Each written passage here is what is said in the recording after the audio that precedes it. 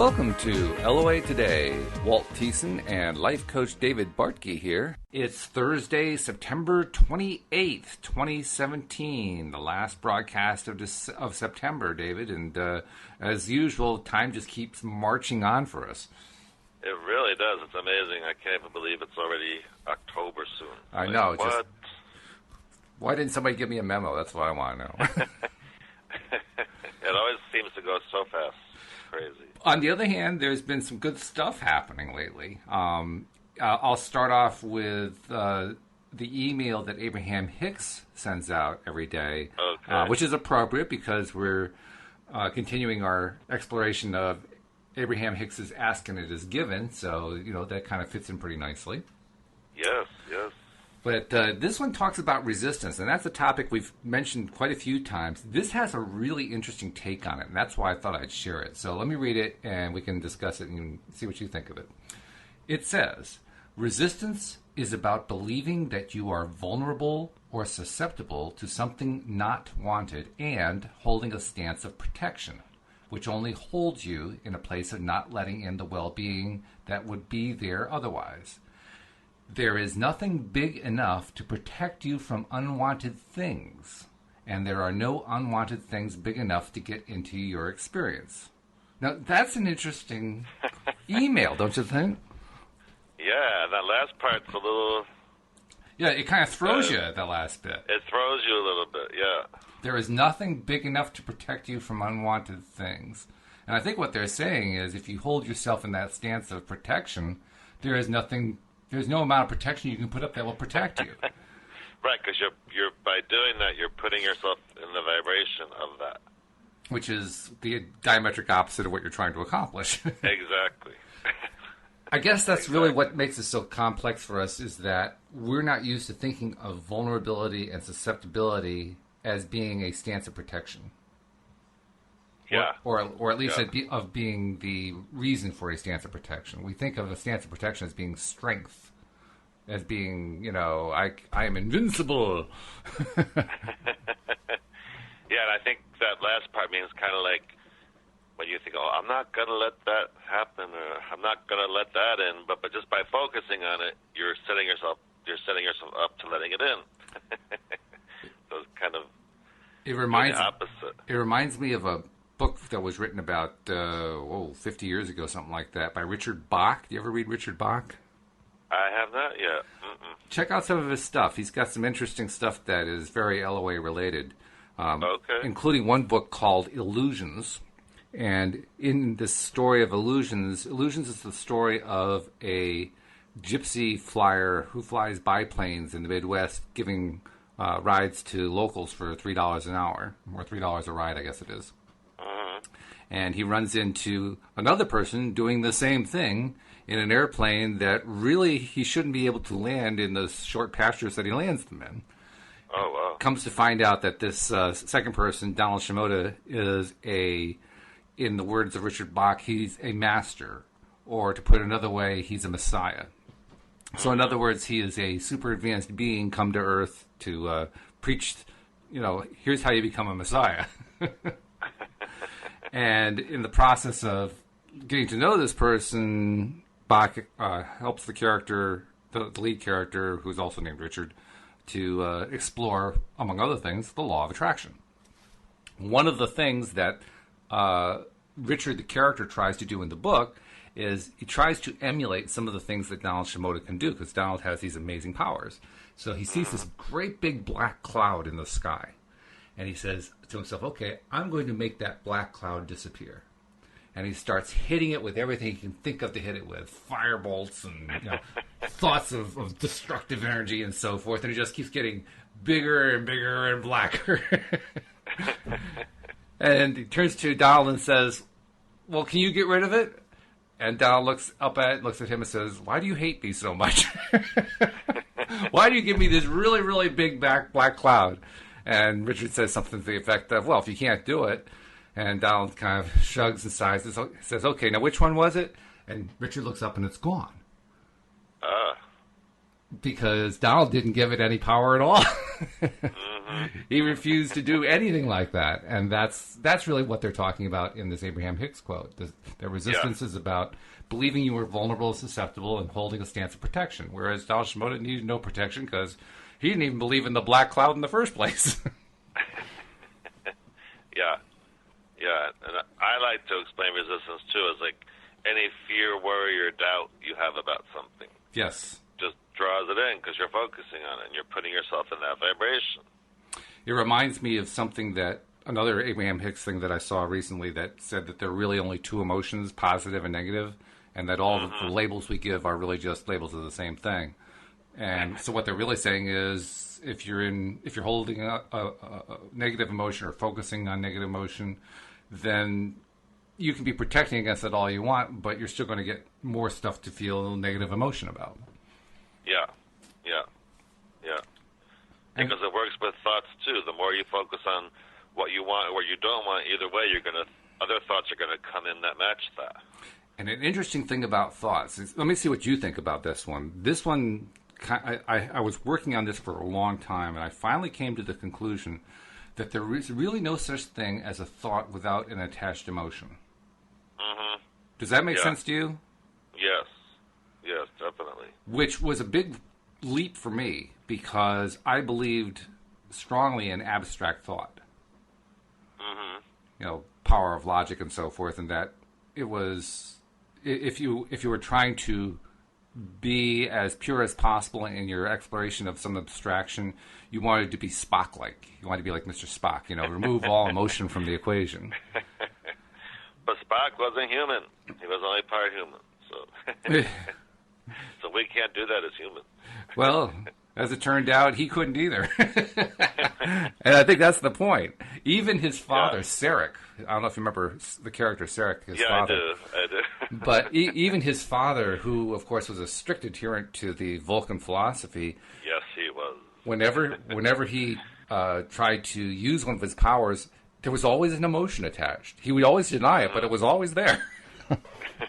So apparently Vulcans can't do it either. Oh, my goodness. Well, I have two fun law of attraction stories from yesterday. Oh, I'd like okay. to share. Well, let's hear it. So one is I have been looking for my office for kind of like a velvet bench. I had this one spot. And don't ask me why, but for whatever reason, I thought, a velvet bench would be perfect there. So I went into this new furniture store in the area, and I'm walking around, and I see it. There it is. It's the perfect bench for this spot, and I look at the price, and I sat down in it, and I noticed one of the back legs was just a little wobbly. So I looked at it, and if I positioned it in just the right way and then put it back down, it was fine. But still, I thought, wait a minute, I don't want to pay full price, for a leg that isn't working properly. Oh, sure. So I just said, well, let me see what they'll do. So the guy called the manager over, and I showed her the problem, and she goes, well, would you take it for half price? I mean, I thought she was going to say, well, we'll give it to you for like 10% off. Yeah, right. Because it was obviously not that hard to fix it, like with crazy glue or whatever. And I'm like, okay. But I'm secretly thinking, like, wow, that was a big reduction. So that was a good little manifestation there. And the last thing that was going on in your mind, which means that it was not going on at all, was your feeling that they were going to try to take advantage of you in some way, or that you were in a vulnerable or susceptible place. Yes, let's just say, based on what you just said about Abraham, I was not in any resistant state about it at all. Right, exactly. Because I thought, well, she'll probably reduce it 10%, which is fine because I can fix it, and it still looks great. But to do that, I was like, wow. Isn't it wonderful when the law of attraction exceeds our expectations? Yes, and I was like, in my mind, like, yay, thank you, law of attraction. So that was the first kind of fun thing that happened. That was a good one, yeah. Yeah, and then last night, my parents wanted to go to the casino, which is about an hour away, and I enjoy going sometimes as well, so we went. And I was just kind of having fun, and then towards the end of the night, I realized, I kind of had gone through the money that I brought, and I'm like, I really want to make that back before I go. So I found this machine. It was a unicorn machine. And I just started focusing on what I want. Well, we should explain that, by the way, for people who have never been to a casino. What does that mean, a unicorn machine? Okay, unicorn slot machine. So all the slot machines have different themes. Like, there's Asian ones, Chinese ones, the unicorn one, the panda one. Like, each one has its own they're like theme. So Star Wars themes, and then there are like any kind of famous character in a cartoon or an adventure series. There's Singers. an Elton John one, a Willy Wonka one. They're all different. But, so anyway, so this one was unicorns. And I thought, unicorns are supposed to be good luck or whatever. So I sat down at the machine, and I really started focusing on what I wanted, and which was to get paid back for what I had spent. And I thought, let me get a big win on this machine. So I started playing it, and a few spins in, I got the bonus. And with these slot machines, typically you win the most if you get like the whole screen of something. Like every column has the same picture or whatever it is. The classic example being the 3 cherries, right? Or whatever it is, yeah. So this machine had like 5 columns, and I just kept thinking, I really want the whole screen unicorns. Okay. Whole screen Give me the whole screen unicorns. I really want the whole screen. And that's all I was kind of thinking. And the bonus gave me 10 spins. And at the 6th spin, I got the whole screen of unicorns. Oh, the entire screen. Very nice. And I was like, oh my God. It worked. I was like super focused on what I wanted and feeling excited about it. And I got the whole screen unicorn, and it paid like $420. Wow. Which was more than I had even spent that night. And it was just like, yay. But I thought, here, for whatever reason in that moment, I just started focusing on that. Yeah. Whereas the rest of the night, I was just kind of having fun, not really caring so much. Which, when I think back, I'm like, why didn't I do that at every machine? Yeah. But in that moment, I thought to do it and got really good results. Now, this is the second slot machine story you've told us in as many weeks, I believe. And I do want to caution our listeners. We're not urging you to go out and try to apply the law of attraction in your local casino. Because the fact of the matter is most people are really bad at doing it. So we don't want to set you up and think that, I'm going to go out and make myself $1 million, and then you've spent all your money, and you say, what happened? This requires a lot of... David got the whole screen. Yeah, what right. about me? This is something that requires a lot of personal development before you can finally do it. So don't try it, folks. Don't try this at home, as they say. But if you just happen to be going to a casino anyway, try focusing on what you want and see what happens. Or if it's not a casino, it doesn't have to be a casino that you try this on. In other words, you don't have to risk money in order to practice That is this. true. Of course. Yes. Yeah. I just happened to be there, and I applied what I know, and I just thought, let me just see. In fact, it's actually probably better to apply it in just the normal everyday life, I think. Yes. I just happened to have this experience last night. Right. So I just wanted to share it. But that's pretty wild, though, that you've done that 2 weeks in a row. I have to say, that's very impressive. Yeah, my favorite one, though, was, which I think I did tell you, was where I was at some slot machine, and it said, win up to 100 free spins, and I thought, I'd like 100 free spins, which I thought was interesting because I figured, wow, I bet most people when they see that probably think like, yeah, right, like I'm really going to get 100 free spins. And I thought, I really like that. And I didn't get it on that machine, but the very next machine I was playing, and I got 100 free spins. And I thought that was very interesting. Mm-hmm. Yes, it is very interesting. And the fact that you are able to focus on and get what you want has a couple of messages to it, doesn't it? First of all, that it works.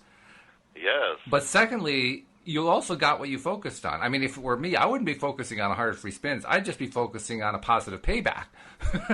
I don't care how many. I mean, I do it in one spin. That's fine by me, Yeah. And I find it interesting that, a lot of times with things we want to manifest, it doesn't happen instantly like that. No. There's usually some kind of delay, and you have to just keep trusting that it is going to manifest. But sometimes I have experience where it's kind of instant. Well, that's an interesting topic by itself, and we should probably do a whole show on it at some point. But the question of why is there a delay? Yeah. Why do you think there is a delay? Well, I think certain things we have more resistance, there's that word again, resistance about than others. And I think sometimes in the moment you can be very low resistant about whatever it is you want, and it can happen. And then other times maybe something seems bigger or something, so you have a little bit more resistance about it actually happening. Or you could have a lot more resistance if you have some deep-seated doubts about it, and you're trying really hard, but there's that real strong doubt that's in there. Yeah. And all I can say from my experience is that, like, when the times when I can really feel I'm in a very non-resistant state, you just really do feel kind of lighter, and you don't feel any weighted downness about anything. Like, that's how the best way I can explain it. When I'm in a very non-resistant state about something I want, it really just does feel good and light. Yes.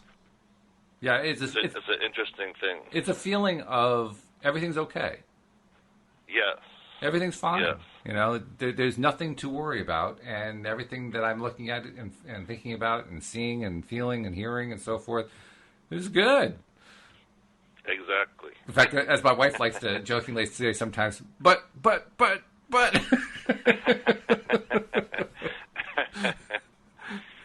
Oh, God. Which kind of takes us into what we're talking about this week, actually. Yes.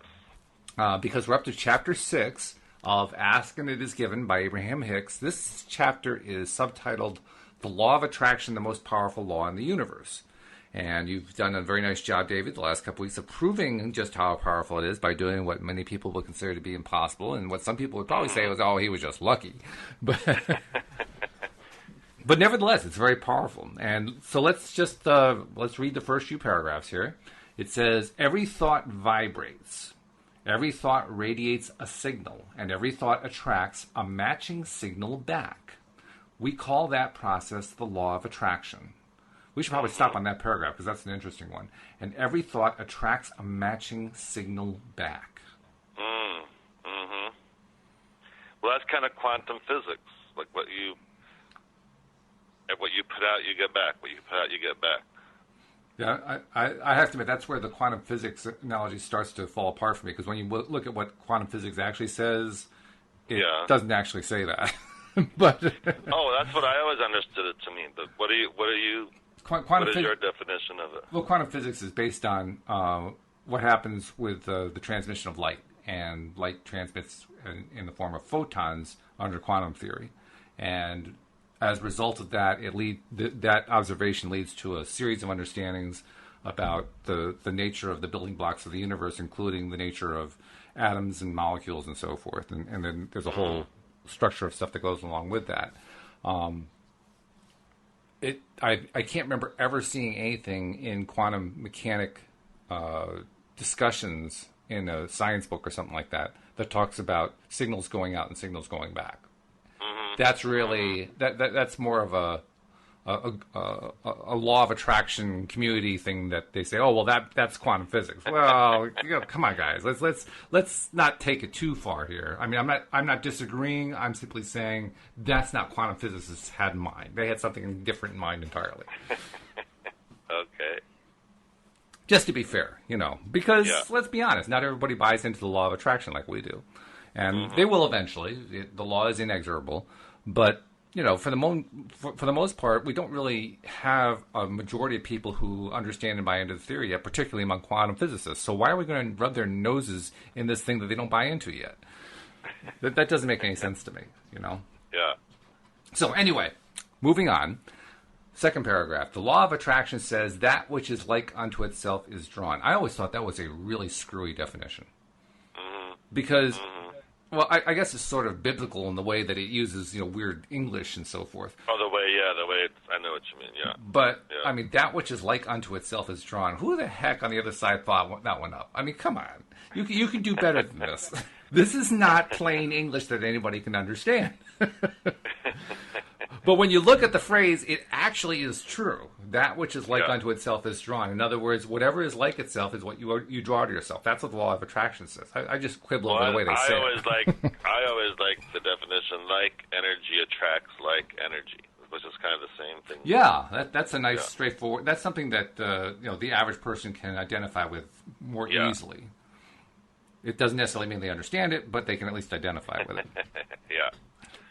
So continuing on, it says, and so you might see the powerful law of attraction as a sort of universal manager that sees to it that all thoughts that match one another line up. You understand this principle when you turn on your radio and deliberately tune your receiver to match a signal from a broadcasting tower. It's obvious that this was written before the internet. Because we don't do this very much anymore. But it says, you do not expect to hear music that is being broadcast on the radio frequency of 101 FM to be received on your tuner when it is set at 98.6 FM. You understand that radio vibrational frequencies must match, and the law of attraction agrees with you. So as your experience causes you to launch vibrational rockets of desire, now that's one that they use a lot, but that's the first time we've heard it in this book. Yeah. You must then find ways of holding yourself consistently in vibrational harmony with those desires in order to receive their manifestation. Yeah. So we have an analogy of a radio station broadcasting at one frequency, and we're tuned into another frequency, and that explains why we're not receiving the broadcast. Mm-hmm. I'm so glad we don't have to get people listening to our podcast to get the frequency right. But... But it's a very valid point. If you're not on the right frequency, you're not going to get what you expect out of it. And the same thing is going to be true for the law of attraction. If you put out there bad feeling, you can't expect to get good feeling back. And if you put out there good feeling, you can't expect to get bad feeling back. Yes. Yes.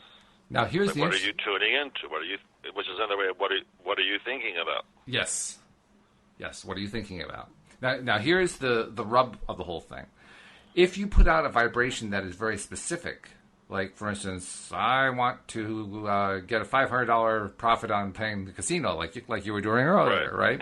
Okay. What if you don't get the $500 back? Does that mean you didn't get a vibrational match? Yeah. What do you think? Does that mean that you didn't get a vibrational match if you don't get that $500 back? Yeah. You had too much resistance about it. You didn't really believe it. What if you got something? What if instead of getting $500 back, you got a free stay in the hotel that was unexpected?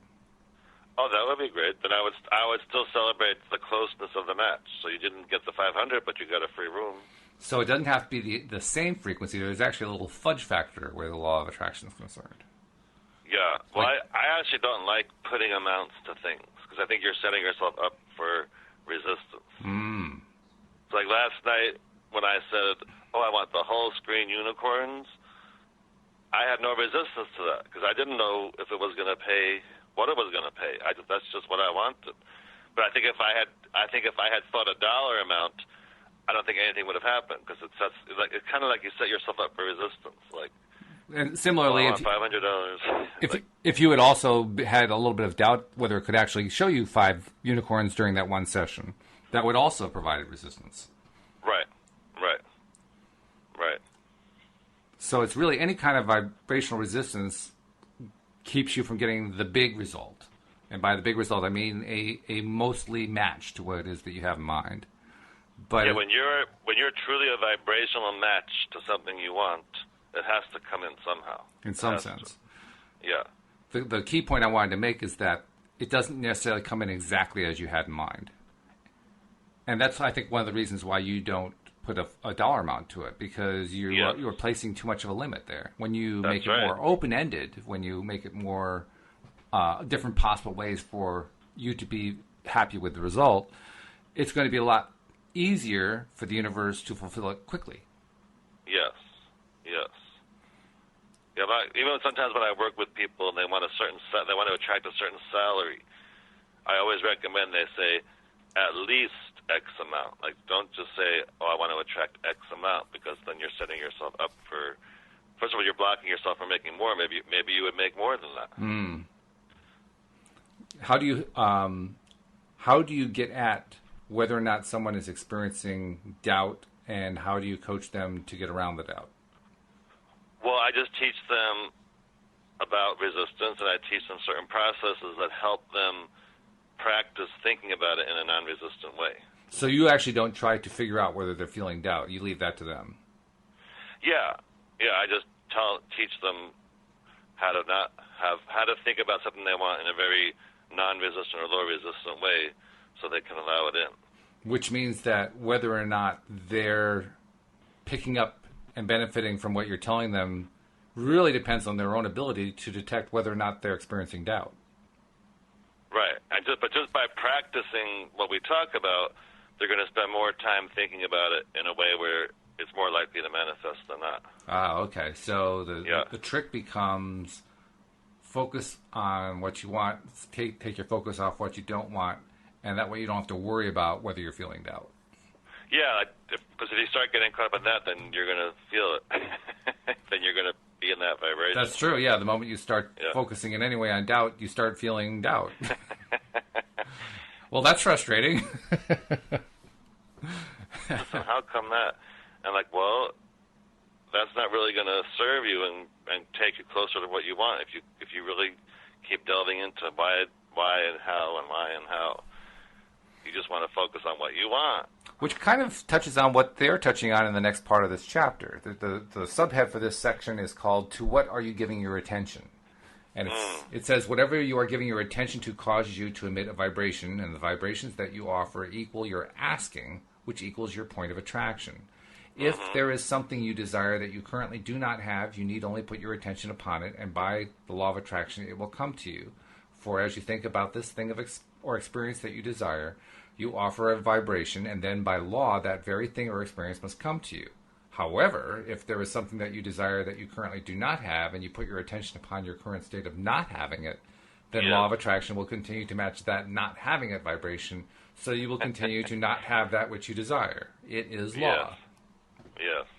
This is actually probably the crux of where people get confused with and doubtful and just distrusting in general of the law of attraction.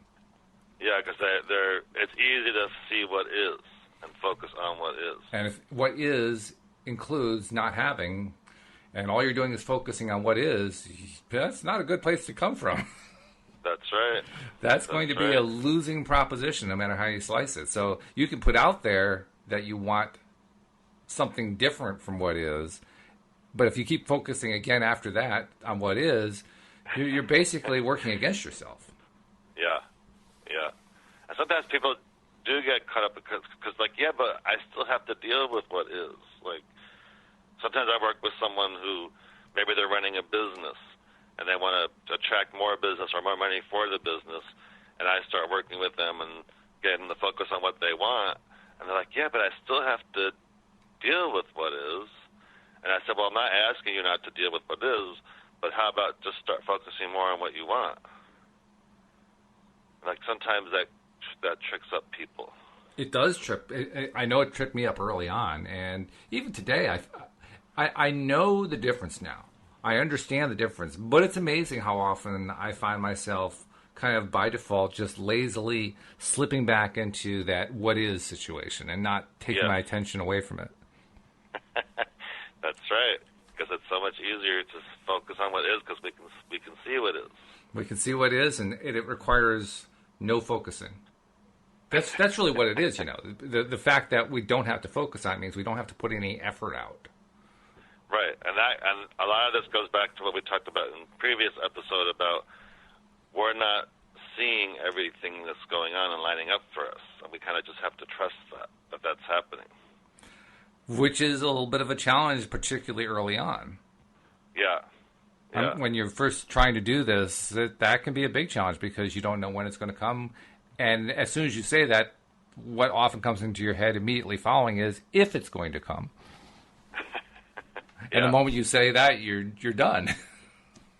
Yeah. And it's like we always have to remember the quote universe wants us to succeed, wants us to have what we want. And if that you kind of remember that while you're trying to manifest whatever, it kind of makes it easier. I kind of wish that the book focused more on that than it does. It does mention it a few times. There's about a 10-minute, I don't know what to call it. I wouldn't want to call it a rant because that sounds negative. but a 10-minute soliloquy, shall we call it?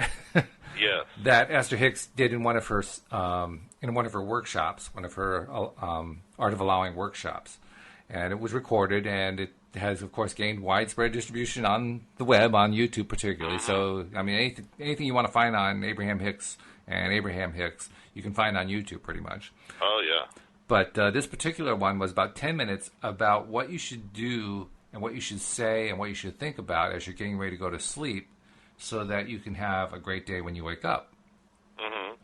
And what it actually turns out to be is a series of positive observations about the nature of life and the nature of the law of attraction. And in the course of listing all of these, they actually address many of these points that we're talking about here. Mm-hmm. But they do it in a positive way. So yeah. I mention that because, among other things, one of the positives they mention is that there is a cheering section on the other side that's cheering us on every step of the way. Yes, I like that. Yeah. So like you were saying, you described it as the universe wanting us to succeed. The way they describe it in those little positive cliche things that she went through, the universe is actually beings, both physical and non-physical beings. And the non-physical beings are like our cheering section, constantly with us, pushing us like, go, go, go, go, go. Yeah. That's the kind of thing that's we can all remember that. Yeah. Yeah, if we can remember that just knowing that and remembering that takes away a lot of the resistance. It does. It makes us feel like we're not alone. Because that's probably the source of most of the fear and anxiety and anger that we feel as human beings. Fear of being alone in the greater scheme of things. And when you get that kind of reminder, it's like, oh yeah, we're not really alone. We're connected to everybody and everything. And that includes everybody who's non-physical. Right. And it's just having the awareness to remember that when it would help the most. It's also helpful to remember that there are a whole lot more non-physical folks than there are physical folks. And they're all rooting for us to succeed. Yeah. And if you have trouble believing that all of them are rooting for us to succeed, then figure that most of them are rooting for you to succeed. Don't worry about the others. Which why I think it's just easier to think, you know what, the universe wants me to succeed at whatever. Yes. And just knowing that just feels good. It does feel good. It feels like it's not all on your shoulders, Exactly. I feel there's more going on than what we can do and see. Now, continuing in the chapter, it says, next subhead, how can I know what I am attracting? Which is kind of what we've been dancing around here. It says, the key to bringing something into your experience that you desire is to achieve vibrational harmony with what you desire. And the easiest way for you to achieve vibrational harmony with it is to imagine having it, pretend that it is already in your experience, flow your thoughts toward the enjoyment of the experience, and as you practice those thoughts and begin to consistently offer that vibration, you will then be in the place of allowing that into your experience. And you have to be, though, in a right way, though, to allow that, to feel that. Because sometimes when I work with people, they're so negative still about whatever that when they try to think about what they want, it actually upsets them because they don't have it. And it feels so far away. It feels so far away and so hard to happen. Well, it's interesting that you mentioned that because the next paragraph says, now by paying attention to the way you feel, you can easily know if you are giving your attention to your desire or if you're giving it or if you're giving it to the absence of your desire. Yes. And that negative feeling is the absence of the desire. That's right.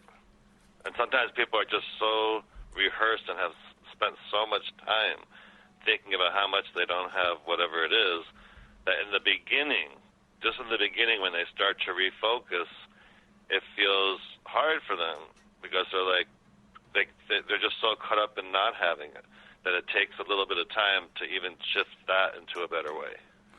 I have a little personality quirk that I've done all of my life, and it's been not planned in any way. It's just that I've always done this. I doubt that most people who know me even know that I do it.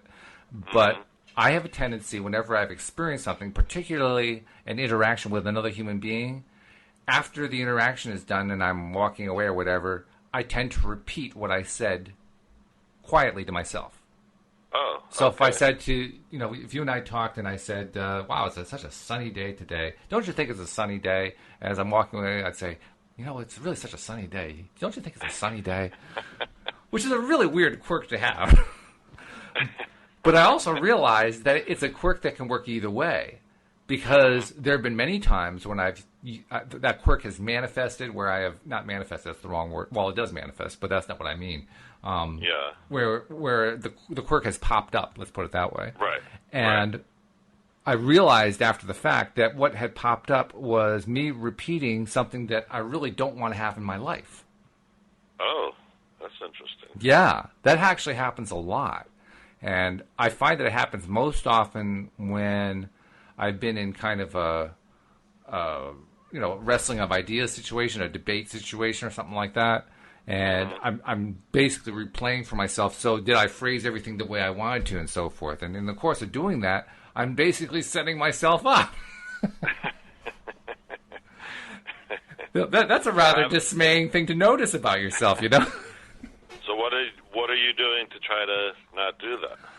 Well, I have a choice. I can either try to stop the habit, which is awful hard to do. You can replace one habit with another habit, but just ending a habit is really, really hard to do. I would say borderline impossible. Mm-hmm.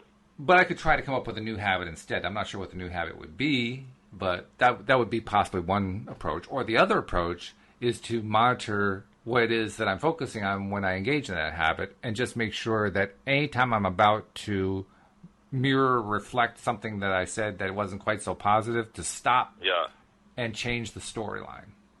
Change it to something positive. What do I want? What do I want? Yeah. What do I want about whatever it is that you were going to think about?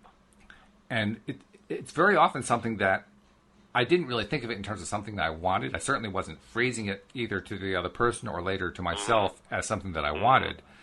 But nevertheless, there is desire associated with it.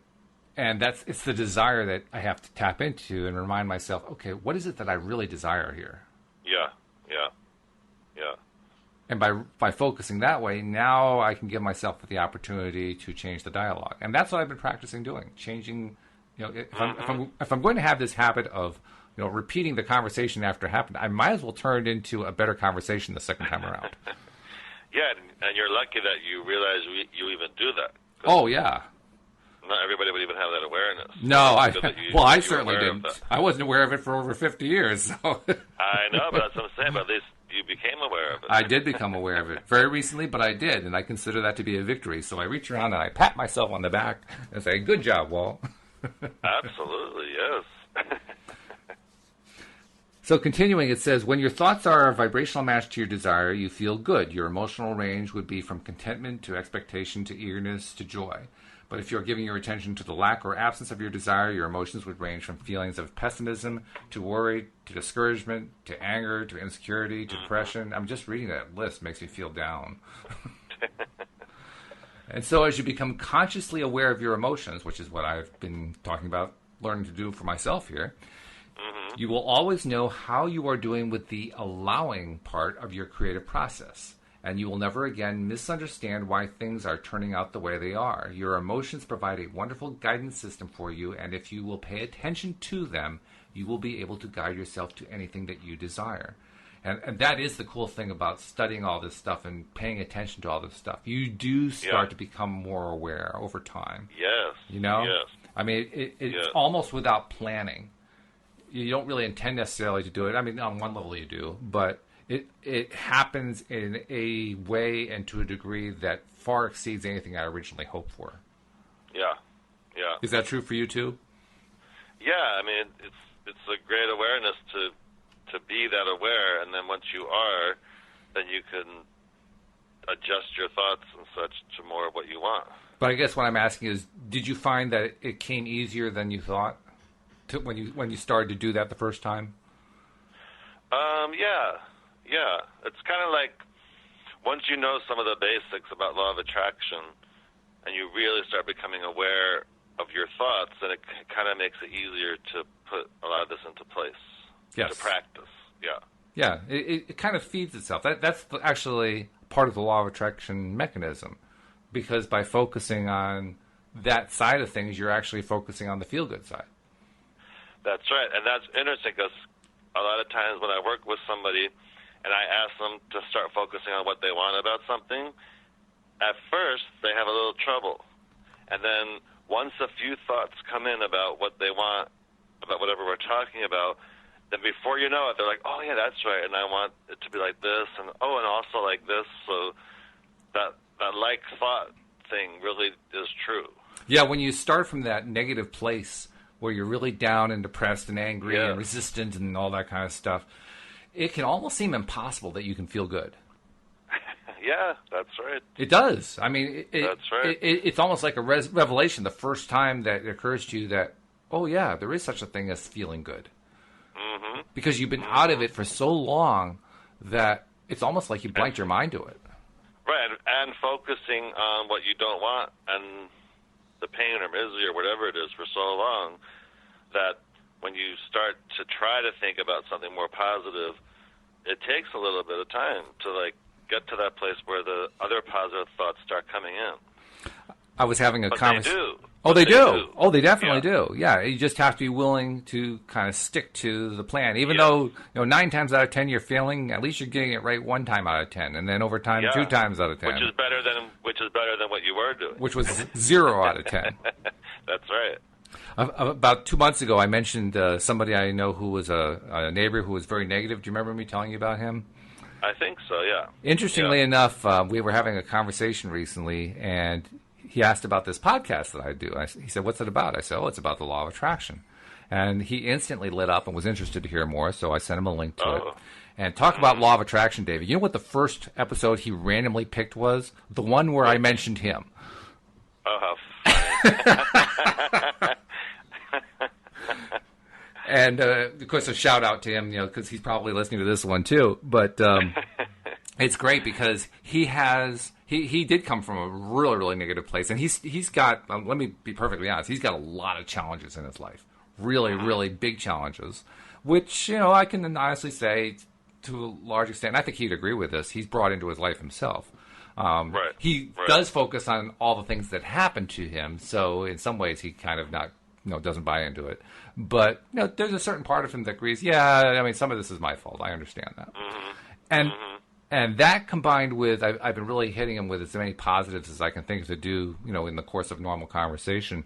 And as a result, he's more open to it now than he was. So this all leads up to a conversation I had with him a couple days ago in which I asked him, so how would you say your life is going right now? Do you feel like you're getting back on track? And his answer was, well, sometimes yes and sometimes no, which doesn't sound all that great. It was much better. Yeah, it's a big improvement, actually. Yes. So it's kind of hard sometimes to see the improvement yourself, but I could see it, and you could hear it instantly. I mean, as soon as I just said it, you just lashed right onto it. Yeah, I hope he realizes that even a little bit is still good.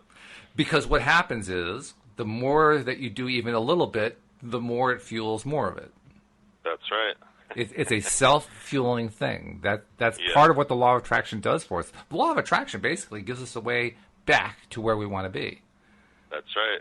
Because it feels, once you start feeling really good, that feels more natural than now, of course, the opposite. Now, of course, his reaction is going to be, well, it's not just that I want to feel a certain way. I want my experience to be a certain way.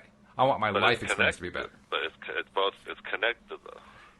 And when you're in a resistant state, and he is, we all are to some extent, but he's in a fairly resistant state right now. So when you're like that, it's going to take time because you're so resistant. The trick, therefore, is to just use this time as a way to look for ways to practice focusing on the positive feeling, because the more that you do that, the more you speed things up. Yes, for sure. Which is a hard concept. Sure. That's a hard concept, David. Yeah. It's easy. It's very simple to say. It's very simple to explain. But when you're faced with it in the midst of chaos and crisis, that's a hard concept. Yeah, but he must feel that it feels better to think to focus on what he wants, and even though he may not be doing it a lot, he must feel it though when he does. Oh yeah, he must. I mean, he does give me, hints and signals that there is at least some times when he's feeling better. Good. Yes. In fact, I was able to share with him something that helped lighten the load a little bit. There was a guy who wrote some rather funny songs back in the 1960s. His name was Tom Lehrer. He was actually a professor at MIT and Harvard and so forth. But he used to write these little ditties on the piano and with lyrics and sing them for his friends and so forth. And they were so good, he ended up going on tour. Oh, wow. That's fantastic. You might even know one or two of them. Do you remember a song called Pollution? No, I mean, maybe if I heard it, but not just off. Many kids have sung it in school. How does it go? Pollution, pollution, da da. I can't remember the lyrics of it, but that was your chance to sing for the world. Yeah, unfortunately, my chance of stardom passed a long time ago. But the point is that he wrote these songs that were really kind of funny. One of them was about what they called the new math, and I don't know if you remember. Do you remember new math at all? That may have been before your time. I'm not sure. I don't remember that. No. New math was put out in the late 50s and early 60s as a new way to teach mathematics. Actually, not so much mathematics as arithmetic, teaching kids how to learn arithmetic. And so he wrote this song as a way to kind of satirize and make fun of the new math. There was a guy who took this song and illustrated it, like line drawing animated illustrations. And so this video is available online. You can find it. The songwriter's name is Tom Lehrer, Lehrer. And if you look up Tom Lehrer New Math, this will pop up if you do that search on YouTube. It's great. You got to watch it. But the reason it came up in conversation with my friend is that we both discovered that we had scored very high in the math score in the SATs. And so I thought, well, he's going to love this. So I sent it to him. And he did love it. He up until that point had not done a whole lot of smiling and laughing, and he texted me back. He was laughing, he was enjoying it, he was having fun, he was listening to the other guy's videos and so forth, and the other guy's songs, and it was picking him up, So there's a way I was able to help give him something to feel good about, and now he's like looking forward to it. In fact, it was shortly after that he asked about the podcast. Oh wow, fantastic! Yeah. So it's probably hard for him to see the progress, but that's how we see the progress, because we see him doing things that he wasn't doing before and finding ways to feel good. And music, like fun, up-tempo music, can definitely raise you vibrationally. I mean, sometimes, especially first thing in the morning after I just wake up and I just want to feel more awake and high vibration, I will throw on like a EDM station, like electronic dance music, and I just start dancing around and having fun, and it can definitely raise you vibrationally. It does. By the way, you asked about the lyrics to Pollution. I couldn't remember them off the top of my head. I just remembered one little piece of it, so I'll give you that one little piece. Okay. Now, this was back when water pollution and air pollution were much more of a big problem here in the U.S. The 1970s was really pretty bad from that perspective, and that's what he was singing about. And he says, "If you visit American City, you will find it very pretty. Just two things you should not do when there: don't breathe the water, don't drink the water, and don't breathe the air." Oh my goodness. Well, I guess at the time he was right. He was right at the time, and it was fun. I mean, he wrote these songs that, I mean, if anybody needs a lift, go listen to Tom Lehrer, because it's light humor. And most of the stuff he wrote about is long since past, so it's easy to laugh at it too. But that's right. That's what's so good about anything that you find enjoyable or humorous in particular can just really just take the sting out of anything negative going on in your life. Yeah, and it also affects our health. Like when we're feeling light about things and feeling good and laughing, and that affects our health in a positive way. Oh yeah, in fact, two co-hosts back before you, of course, was Joel Elston, and before Joel was my sister-in-law, Iona. She did probably, I don't know, 6, 7, 8 months worth of shows with me. Right. And she is a doctoral candidate. The specialty keeps shifting a little bit, but generally it's related to neurobiology and human biology and so on and so forth, but particularly on the neural side. And she was telling me one time how researchers have actually gotten to the point now where they can trace in the human body from the point where you experience and feel laughter and positive frame of mind, they can trace it all the way down to where that kicks off a series of steps that leads to healing going on in a particular part of the body that has a disease or cancer or some kind of problem like that. There are direct connections, and they can trace the whole route of it. So this isn't just some woo-woo thing saying that when you focus on good stuff, you actually heal yourself. This is science. Science has now documented that this is true. I mean, many years ago, I went to this wonderful place called the Optimum Health Institute of San Diego, and it's one of these places you go to, like, detox your body. Some people go for health reasons. Some people, like me, just go for, like, the preventative measures, kind of. Sure. And every morning, everyone who's there, you get up very early, and they do, like, a little bit of easy exercising. But then part of the morning routine is laughter. And the person who's instructing it says, okay, now everyone just laugh. And, like, the first day I experienced that, I was like, what? And then, like, she would start laughing, and then someone else would start laughing. And before we know, everybody was laughing. And because fortunately, laughter is very contagious. Yeah, well, that's what starts happening. Before you know it, you're, like, cracking up for a few minutes. And every morning, that was part of the routine, because it's all connected to how you feel and your health. And it was just so interesting to learn that, It's amazing how powerful laughter is. Yes. Probably and laughter is a high vibration. It is. It's very vibration. Probably right. the earliest example of it that I knew about was from the 1950s. And, of course, his name's Norman Cousins. That's his name. Yeah. He's the one who got cancer and beat cancer by watching Marx Brothers and Charlie Chaplin and other funny movies from the time. And that's right. What we now know is the reason it worked is because he laughed. That's an interesting thing. You can watch something that's funny, and if you aren't laughing, it won't help you. You have to laugh at it. You have to connect. Yeah, you have to connect with that. Yeah. If you aren't engaged in it, it's not going to help. You can watch and say, observe, from an objective point of view. Yes, that's funny. It won't do a thing for you. You have to be involved. Yes, I mean, one time I had a client, and I use a 1 to 10 vibrational scale with my clients. And, like, if someone's at a 1, like, they're really low, depressed, and someone who's at a 10 would be just like, woo, I just feel so happy and good right now. And she had never experienced a 10. And during one of our calls, we started talking about something, and it led to laughter.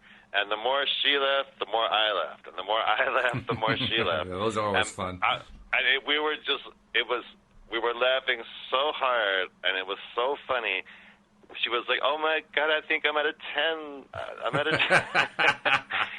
And I'm like, well, that's what it took. Wonderful. I mean, it was just another example of how important that is, just laughter. And so, I don't know. I think that'll be a fun thing, like, to practice every morning, like, kind of making yourself laugh to start the day and raise yourself that way vibrationally. Well, if you think about it, that's one of the things that a comedian tries to do. They want to get you laughing because then it makes it easier to get the second and the third and the fourth laugh out of you. Yes. I always think it's funny with comedians, too, because the audience goes to laugh. So I almost feel like they're more susceptible to laughing. Yes. Because they want to. They want to have fun, and they want, even if the jokes aren't that funny, they want to laugh. Which is one of the reasons I probably don't enjoy watching many comedy shows and comedy things on, recorded stand-up routines and so forth, because most often I'm not in that mind space when I see them, and so I hear the routine and I say, well, that's not funny. Oh, well, I think you would be a good candidate then to force yourself to laugh every morning. Well, don't get me wrong. I actually enjoy laughing. In fact, I try to engage in some sort of joke telling or whatever as part of my daily conversations with people. Good. I just make it part of the way I take phone calls for my wife's gardening business. So I'm often the one who answers the phone on somebody who's calling for the first time. And one of the things that I'll try to do, often subconsciously now, because it's just part of my pattern now, so to speak, is I'll try to find something to identify with the other person and then play it up. So they talk about how they're not able to do their own gardening anymore. They used to do it for years. They loved it, but they're just not able to do it. And I'll commiserate with that. And I'll say, yeah, we have a lot of customers like that.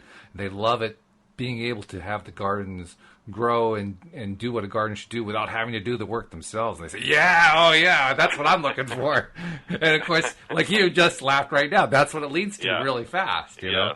Yes, that's right. So there are lots of ways to get to that laughter position. You don't have to be listening to a comedian. No, I like at this retreat, there was not anything. It's just people just started laughing randomly, and that just kind of triggered everyone else to start laughing. Mm-hmm. Now, if I do want to get myself to laugh by listening to a comedian, there is one comedian who, not all the time, but often would get me to laugh, and that was Robin Williams. Oh, yeah, he was hysterical. He was just unbelievable. And if I have one go-to recording of his, it's when he appeared on the Bravo TV show called Inside the Actors Studio. The first roughly 12 to 15 minutes of that show, he is on.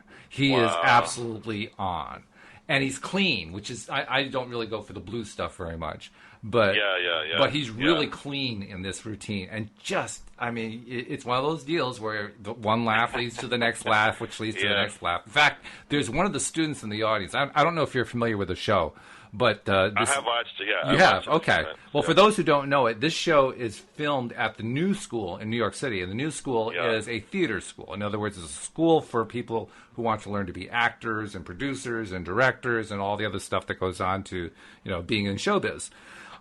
So all the people in the audience are students at the school or alumni of the school or patrons or whatever. And there was this one student, a young woman, who had the best laugh. In fact, Robin noticed her and remarked on how good her laugh was. But she was so susceptible that evening when he was recording. Within like a minute or two, she was just practically rolling on the floor. And everything that he said after that, she was just laughing and laughing and laughing. And at one point, comedian needs that person like that. Oh yeah, that's what they crave. And he turned to her at one point and he said, "Are you okay?"